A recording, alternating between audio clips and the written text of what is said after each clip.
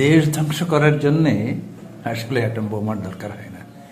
দেশ ধ্বংস করার জন্যে ধ্বংস করে দাও বিদ্যাপীঠ, ধ্বংস করে দাও বিচার ব্যবস্থা, ধ্বংস করে দাও আইনি ব্যবস্থা, ধ্বংস করে দাও অর্থনৈতিক ইনস্টিটিউশন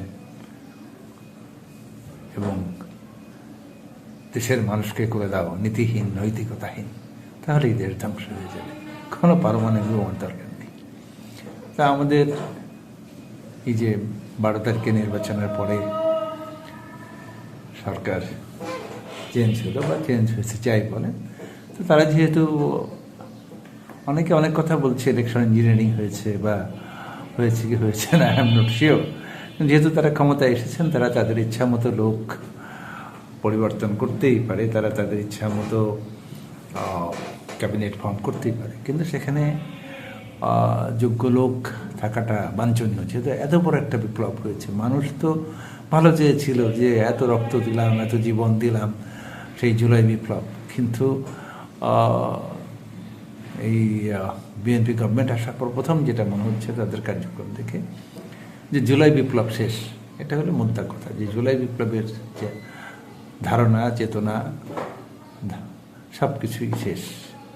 এবং এটাকে বিএনপি কতটুকু টেনে নিয়ে যাবে সেটা আসলে আশা করাটাই আমার মনে হয় ঠিক হবে না। তারা তাদের মতো করে চালাবে। এবং ওই যে একটা মনোভাব জুলাই সনদে যে অনেক কিছু আছে, যে আমরা একবার ক্ষমতায় এসেছি, যেটা বিএনপি আগেও করেছে, আওয়ামী লীগ 17 বছর করে গেছে এবং তারাও এটা ধারাবাহিকতা চালু রাখতে চায়।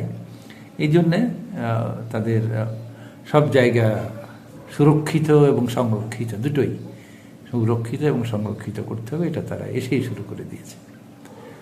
অনেক চেঞ্জ হয়েছে, যেমন ধরেন সিটি কর্পোরেশনের নির্বাচন ছাড়াই তারা হেরে যাওয়া 6 জন এমপি প্রার্থীকে প্রশাসক নিয়োগ দিয়ে দিয়েছে।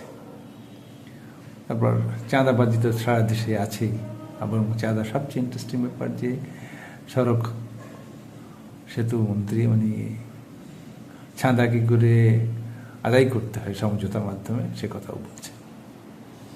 মানে একটা মানুষ, মানে তিনি বলাতে মানে যে মন্ত্রী বলে তা তো নয়, তিনি যেহেতু সরকারের প্রতিনিধি, এটা সরকারি বলেছে, যেটা মানুষ এই কয়েক বছর ধরে এত গুম খুম অর্থনীতি দেখেন নাই, যে 5টা ব্যাংক মার্জার হয়েছে, লোকে টাকা ঠিক করে পাচ্ছে না বা ট্রানজ্যাকশন ঠিক করে পাচ্ছে না। তা এখন বলবো যে দায়ী কার, এই দোষ কার? এই দোষ আসলে আমাদেরই। আমরা নিজেরাই ভোট দিয়ে স্বৈরাচার ডেকে নিয়ে আসি। এই ভোট ব্যবস্থা, এই যে মানে আমাদের দেশে democracy is the curse of life, মানে সাধারণ মানুষের জন্য এটা আমাদের জন্য আসলে অভিশাপ। কারণ আমরা তো ভোটটা কত গুরুত্ব দিই না, 500 টাকা দিলে দিয়ে দিই, দিয়ে কাকে ডেকে নিয়ে আসি? সেই স্বৈরাচার, যে মানে সরকারি অর্থ লুটপাট বা গণতন্ত্রকে কবর দেওয়া, এটাই যাদের কাজ। আমরা তো সেরকম ভোট আমরা নিজেরাই দিয়েছি এবং নিজেরাই ডেকে নিয়ে এসেছি। কিন্তু আমাদের দেশে এরকম কিছু লোক আছে, যেমন ধরেন 30 লক্ষ বিএনপি কর্মী আছে, 30 লক্ষ আওয়ামী লীগ কর্মী আছে, এবং কিছু সুবিধাবাদী মানুষ আছে, যারা কোনো কিছু না বুঝেই আমরা সুবিধা নিতে নিতে এমন একটা পর্যায়ে, নীতিহীনতার পর্যায়ে পৌঁছেছি যে সেখানে মানে গণতন্ত্র বা স্বচ্ছতা কোনো বিষয় নয়, বিষয় হলো পার্টি টিকিয়ে রাখা আর সুবিধা ভোগ করা। তাদের সুবিধা ভোগ করতে করতে এমন অবস্থা হয়ে গেছে যে তাদের মাথার মধ্যে আর নৈতিকতা বলতে কিছু নেই। আমরা দেখি যে এই বিএনপি গভর্নমেন্ট ক্যাবিনেট ফর্ম করার, আমি দুটো একটা আলোচনা করবো এবং কিছু পরিবর্তন নেই। যেমন ধরেন আমির খসরু সাহেব আগে উনি বাণিজ্য মন্ত্রী ছিলেন, অর্থ মন্ত্রণালয়ের দায়িত্ব পেয়েছেন এবং পরিকল্পনা। It's a very technical post. এখানে আসলে মানুষের প্রপার নলেজ দরকার হয়। এখানে চাপাবাজি দিয়ে বা রাজনৈতিক ভাষ্য দিয়ে দেশের অর্থনীতি ঠিক রাখা যায় না।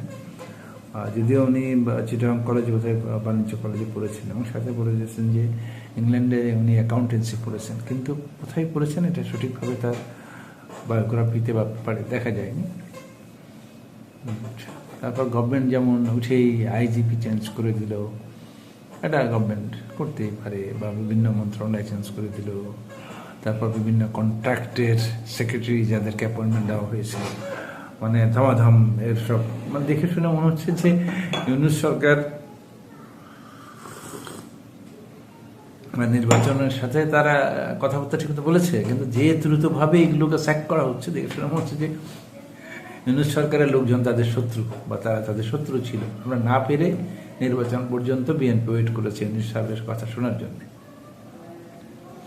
আবার এটাও শোনা যাচ্ছে যে ইউনূস সাহেব প্রেসিডেন্ট হবে। তা কোনটা যে সত্য সেটা আসলে বলা খুব মুশকিল। কিন্তু সবচেয়ে যেটা বেশি মানুষকে নাড়া দিয়েছে সেটা হলো যেমন চিফ প্রসিকিউটর তাজুল ইসলাম সাহেবের মানে পরিবর্তন করানো, বা তাকে বাদ দিয়ে নতুন একজনকে, কি আমিনুর রহমান নাকি নামটা ঠিক বলতে পারছেন, তাকে অ্যাপয়েন্টমেন্ট দেওয়া হয়েছে। দেখবেন যে এটা একটা ইন্টারন্যাশনাল কোর্ট, এখানে কিন্তু শুধু আইন বিশেষজ্ঞ হলেই হয় না, তাকে মাঝে মাঝে বক্তব্য দিতে হয়। প্রেজেন্টেশনের ব্যাপারটা এটা কিন্তু সাধারণ মানুষ ছাড়া বহির্বিশ্ব শোনে। তো এই প্রেজেন্টেশনের কথা তো শুনলাম দুজনেরই সাংবাদিক সম্মেলন। তাজুল ইসলাম তো অকুতভয় ছিলেনই, but he was a very good speaker, এবং তার প্রেজেন্টিং ক্যাপাসিটি, তার বলার ভয়েস, তার সততা নিয়ে কোনো সন্দেহ নেই, এবং যতটুকু হয়েছে তার জন্যই হয়েছে। সে নির্ভীকভাবে সেনাবাহিনী বলেন যে কোনো বাহিনীকে সে তোয়াক্কা না করে এটা করতে পেরেছে। তা ওনাকে চেঞ্জ করার, যেহেতু আমরা বিচার চাই, বিচার, এই যে বিচারহীনের যে সংস্কৃতি আমাদের দেশে চালু আছে সেটা রেখে যে আমরা বিচারটা করতে চাই, সেটা তো বিএনপিও চায়। মানে তারা বলে যে বিচার তারা চায়। তো এই ক্ষেত্রে তাজুল ইসলাম সাহেবের, হ্যাঁ উনি হয়তো জামাত করেন কি আমি জানি না, হয়তো উনি জামাতের লোক, কিন্তু এটা চেঞ্জ করার তো কোনো দরকার ছিল না। আমি বুঝি না যে কোনো চেঞ্জ করার কোনো দরকার আছে কিনা। উনি থেকে এটা করতে পারতেন, এটা আচ্ছা। তারপরে যেমন ধরেন বাংলাদেশ ব্যাংক এই যে কয়দিন ধরে কি একটা গোলমালগুলো পাকিয়ে দিয়ে হাসান মনসুর সাহেবকে, উনি যে অবস্থায় এসে এই বাংলাদেশের অর্থনীতি ফাইন্যান্স ছিল, কিন্তু এই যে অরাজকতা, ভঙ্গুর ব্যাংকিং ব্যবস্থা উনি হাল ধরে হোক না, উনি ইউনূস আহমদ অ্যাপয়েন্টমেন্ট দেওয়া, ওনাকে কিন্তু গভর্নমেন্ট রাখতে পারত, কারণ উনি ভালোই করছিলেন, উনি খারাপ করছিলেন না। হ্যাঁ, গভর্নমেন্ট যদি মনে করেন যে তারা চেঞ্জ করবে, তাকে ভদ্রভাবেও বিদায় দিতে পারতেন, কিন্তু তার বিদায়টা সুখকর হলো না। মানে একটা লোক এতদিন ধরে 1.5 বছর ধরে কাজ করলো, এবং উনি আকর্ষণ ছিলেন। ওনার যদিও শোনা যায় ওনার একটা মেয়ে বিদেশে অনেক লাক্সারিয়াস লাইফ লিড করে, তা সেটা এইখানে জয়েন করার আগের কথা, কারণ উনি আগেও ব্যাংকের চেয়ারম্যান ছিলেন। তো এখন এই যে বিদায়টা দেওয়া হলো যেভাবে, সেটা কি ভালো হলো? উনি তো অনেকটাই চেষ্টা করেছেন, যদিও মানে এখন আমার একজন হিসাববিদকে দেওয়া হলো। তো হিসাববিদ এবং অর্থনীতির মধ্যে কিছু পার্থক্য আছে। সাধারণত অর্থনীতিবিদরা পলিসি এবং ব্রডার সেন্সে কাজ করে, মাইক্রো নয়, ম্যাক্রো ইকোনমিক্স নিয়ে কাজ করে, কিন্তু হিসাববিদরা সাধারণত মাইক্রো অর্থনীতি নিয়ে কাজ করেন, অর্থাৎ প্রতিষ্ঠানিক অর্থনীতিটা তিনি ভালো করেন। কিন্তু যিনি ক্ষমতায় মানে যাকে দেওয়া হয়েছে সেই ভদ্রলোকের নাম হলো মুস্তাকুর রহমান। উনি যদিও উনি মানে basically cost and management accountant, এবং উনি একটা ব্যবসায়ী। আমি তার ওই যেটুকু দেখলাম, উনি ব্যবসা করেছেন, সোয়েটার ফ্যাক্টরি মালিক বা আরও বড় বড় কোম্পানি হতে পারেন, কিন্তু উনি ফাইন্যান্স ডিপার্টমেন্টে ওরকম তার ক্যারিয়ার আছে বলে আমার মনে হয় না। বরং বাংলাদেশে অনেক, এবং উনি যে একটা ওনার যদি এমনও থাকতো যে উনি দীর্ঘদিন ধরে বিভিন্ন ব্যাংকের বোর্ড অফ ডিরেক্টরসেও ছিলেন, ওনার কিন্তু এরকম এক্সপিরিয়েন্স নেই, ব্যাংকিং এক্সপিরিয়েন্সটা নেই, দরকার নেই, কিন্তু উনি যদি বোর্ড অফ ডিরেক্টরসেও থাকতেন, যেমন বাংলাদেশে বহু চার্টার্ড অ্যাকাউন্টেন্ট আছে, প্রত্যেক ব্যাংকেই দেখবেন যে ইউনিয়ন করে চার্টার্ড অ্যাকাউন্টেন্ট আছে বোর্ড অফ ডিরেক্টরসে। বাংলাদেশে অনেক চার্টার্ড অ্যাকাউন্টেন্ট নাই ব্যাংকে, ঠিক তারা সাধারণত কাজ করেন না, কিন্তু ওই যে এনআরবিতে এক ভদ্রলোক কাজ করেছিলেন, আমি ওনার নামটা কোনো কথা পাচ্ছি না, ওনার কিন্তু দীর্ঘ ব্যাংকিং ক্যারিয়ার রয়েছে। গভর্নমেন্ট যদি একটা জিনিস খেয়াল করবেন যে ইকোনমিস্টরা সাধারণত পলিসি মেকিং এবং বর্ডার চেঞ্জে কাজ করেন ম্যাক্রো ইকোনমি নিয়ে, কিন্তু এই প্রাতিষ্ঠানিক ব্যবস্থাপনায় চার্টার্ড অ্যাকাউন্টেন্ট বা একজন হিসাববিদ একজন ইকোনমিস্টের চেয়ে অনেক ভালো ব্যবস্থাপক।